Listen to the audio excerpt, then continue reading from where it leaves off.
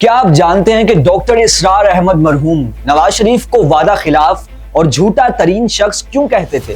لیاقت علی خان سے لے کر عمران خان اور ایوب خان سے لے کر جنرل ضیاء الحق تک ہر کوئی ڈاکٹر صاحب کی علمی قابلیت کا معترف تو تھا، لیکن ان کا پسندیدہ کوئی بھی کیوں نہ بن سکا؟ آخر ڈاکٹر اسرار نے جماعت اسلامی کیوں چھوڑ دی تھی، اور کیا واقعی انہوں نے عمران خان کو یہودیوں کا اعلیٰ کار کہنے کے بعد میں معذرت کی تھی؟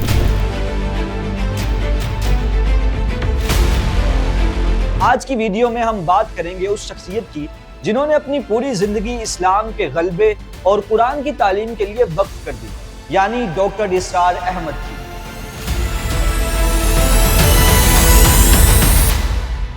ڈاکٹر اسرار احمد 26 اپریل 1932 کو برطانوی ہندوستان کے شہر حصار میں ایک تعلیم یافتہ مسلم خاندان میں پیدا ہوئے۔ ان کے والد برٹش حکومت میں سول سرونٹ تھے اور ان کے آباء و اجداد کا تعلق اتر پردیش کے ضلع مظفر نگر سے تھا۔ ان کے دادا نے 1857 کی جنگ آزادی میں انگریزوں کے خلاف جہاد میں شرکت کی۔ ابتدائی تعلیم انہوں نے اپنے شہر سے حاصل کی، لیکن آزادی کے بعد ان کا خاندان لاہور ہجرت کر گیا، جہاں انہوں نے گورنمنٹ کالج لاہور سے FSc کرنے کے بعد کنگ ایڈورڈ میڈیکل کالج میں داخلہ لیا اور MBBS کی ڈگری حاصل کی۔ اپنے تعلیمی دور میں ہی وہ اسلامی جمعیت طلبہ سے وابستہ ہو گئے اور کچھ عرصے بعد ناظم اعلیٰ بھی بنے۔ ڈاکٹر اسرار احمد پیشے کے لحاظ سے سرجن تھے، لیکن ان کا اصل مقصد دین کی سربلندی تھا۔ وہ جماعت اسلامی کے بانی ارکان میں سے تھے، لیکن مولانا مودودی کی سیاست میں شرکت کے موقف سے اختلاف کرتے ہوئے جماعت اسلامی سے الگ ہو گئے اور تنظیم اسلامی کے نام سے اپنی علیحدہ دینی تحریک کا آغاز کیا۔ وہ سیاست سے کنارہ کش ہو کر خلافت کے قیام کی جدوجہد میں مصروف ہو گئے اور ساتھ ہی لاہور کے علاقے کرشن نگر میں اپنا ایک کلینک بھی چلاتے تھے۔ ڈاکٹر اسرار احمد نے پاکستان کے کئی اہم سیاسی اور مذہبی تحریکوں کو اپنی آنکھوں سے دیکھا۔ 1953 کی تحریک ختم نبوت کے دوران وہ میو ہسپتال لاہور میں ڈاکٹر تھے۔ ایک موقع پر جب وہ ہسپتال کی چھت پر کھڑے تھے، انہوں نے دیکھا کہ نسبت روڈ کی جانب سے ایک جلوس آ رہا ہے۔ فوج نے ایک سرخ لکیر کھینچ کر وارننگ دی ہے کہ جو کوئی بھی یہ لکیر پار کرے گا اسے گولی مار دی جائے گی۔ ایک نوجوان نعرہ لگاتے ہوئے آگے بڑھا، لائن پار کی اور گولی کھا گیا۔ اس کے بعد دوسرا نوجوان بھی آیا اور وہ بھی شہید ہو گیا۔ دونوں نوجوان بعد میں ہسپتال لائے گئے اور معلوم ہوا کہ وہ سگے بھائی تھے۔ ڈاکٹر صاحب نے امریت اور جمہوریت دونوں ادوار دیکھے، لیکن کوئی بھی حکمران انہیں متاثر نہ کر سکا۔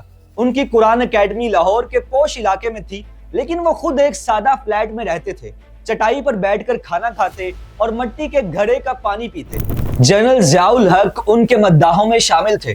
ان کے کہنے پر انہوں نے PTV پر درس قرآن شروع کیا اور کچھ عرصے کے لیے مجلس شورا کے رکن بھی بنے، جو کہ ضیاء الحق نے بنائی تھی۔ 1986 میں وہ پہلی بار ویزے پر بھارت گئے اور اپنے آبائی شہر حصار کا دورہ کیا۔ ان کا بچپن کا گھر اسی حالت میں موجود تھا۔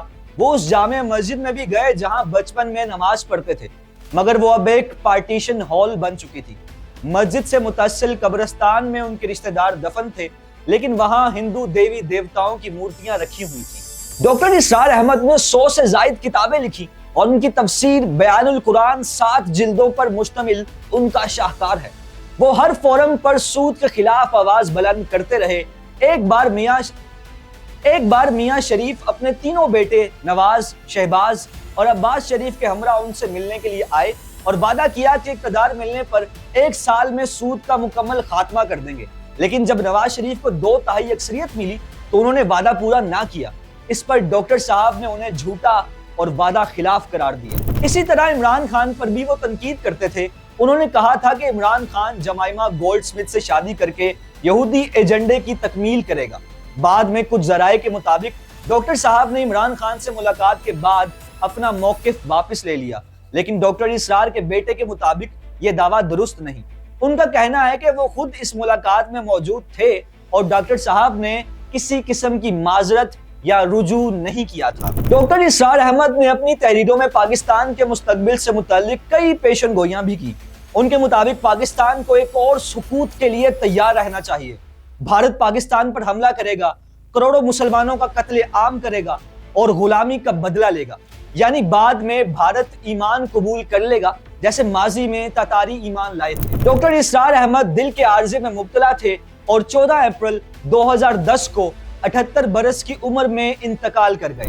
انہیں لاہور کے گارڈن ٹاؤن کے قبرستان میں سپرد خاک کیا گیا۔